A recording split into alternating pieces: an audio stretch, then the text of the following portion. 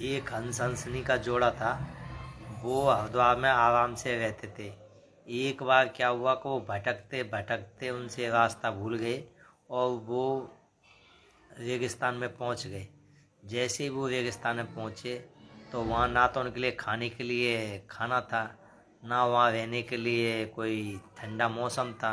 हवा भी नहीं चल रही थी, पानी भी नहीं था और जंगल भी नहीं था। एकदम धूप पड़ रही थी बहुत तेज। तब हंसनी बोली कि आप मुझे यहाँ कौन से प्रदेश में लेकर आ गए? यहाँ तो ना खाने के लिए ना आराम करने के लिए है, इतना धूप पड़ रही है, पीने के लिए पानी तक नहीं है। तब हंस हंसनी से बोला, ऐसा कीजिए, आज आ गए हैं तो आज का दिन यहाँ काट लेते हैं और कल हम निकल चलेंगे। तो हंसनी बोली कि नहीं, मुझे यहाँ नहीं रहना है, मुझे तो आप अच्छी उसी जगह लेके चलिए। तब बेचारा हंस बोलता है, ठीक है, आज रात में ये पास का पेड़, एक पेड़ है, उसी के नीचे रुक लेते हैं। तो हंसनी हंस की बातों को मान गई और वो उस पेड़ के नीचे चले गए रुकने के लिए। जैसे ही शाम हुई थी और वो उस पेड़ के नीचे वो आराम करने लगे, जैसे ही उनकी आंखें बंद हुई तो उनको एक उस पेड़ के ऊपर उल्लू दिखाई दिया और वो जोर से चिल्लाया। जैसे ही उल्लू चिल्लाया तब वो हंसनी बोले कि देखो, यहाँ तो रात में भी लोग चैन से नहीं सोने दे रहे हैं, उल्लू चिल्ला रहा बड़ी जोर से। तब हंस बोला, मैं समझ गया ये जंगल, ये एरिया क्यों वीरान है, क्योंकि यहाँ उल्लू रहता है। इसलिए आज की रात आप कैसे भी निकालो, सुबह निकल के यहाँ से अपने प्रदेश में वापस चलेंगे। उनकी बातों को उल्लू ध्यान से सुन रहा था। उल्लू बेचारा चुप लगा गया। जैसे ही सुबह हुआ, उनकी नींद खुली तो हंस नहीं बोल रहे हैं, अब हम चलते हैं। तो उनकी बातों को सुन के उल्लू नीचे आया और उल्लू बोला हंस से।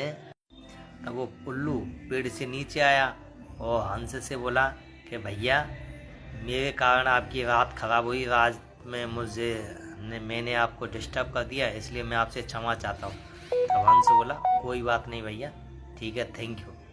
तो ऐसा बोलने के बाद जैसे हंसनी वहाँ से चलने लगे अपने हरिद्वार के लिए, तब पीछे से उल्लू ने आवाज़ लगाई, ओ भाई हंस, रुक, जा कहाँ रहा है? तब हंस ने बोला, अपने प्रदेश जा रहे हैं, अपने घर जा रहे हैं। तो उसने बोला कि हंसनी को लेके कहाँ जा रहा है? ये तो मेरी पत्नी है, इसको लेके कहाँ जा रहा है? हंस बड़ा गुस्सा हुआ कि हंसनी को तो भाई मेरे साथ लेके आया हूँ, मेरी पत्नी है, और मैं लेके नहीं जाऊँगा तो इसको तुझे क्यों छोड़ के जाऊँगा? अरे ये मेरी पत्नी है।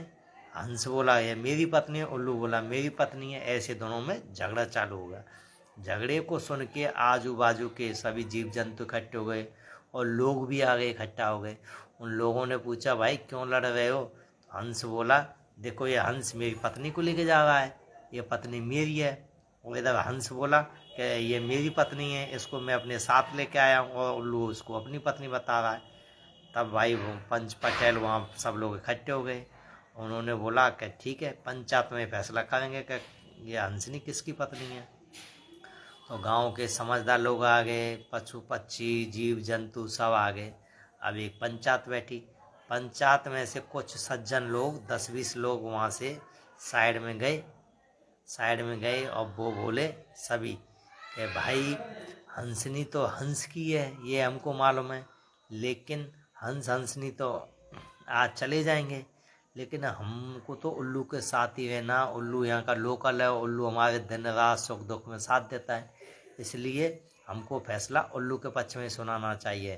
तो उल्लू जो पंचायत है, वापस पंचायत में आ गए वो सभी। जब पंचों ने फैसला सुनाया कि यह हंसनी उल्लू की पत्नी है, तब बेचारा हंस पंचों के फैसले को सुन के रोने चिल्लाने लगा और बोला कि तुम पंच लोगों ने तो फैसला गलत सुनाया है, ये हंसनी तो मेरी है, लेकिन तुमने तो ये गलत फैसला सुनाया है। बेचारा खूब रोता चिल्लाता, लेकिन कोई उसकी बातों पर ध्यान नहीं देता है।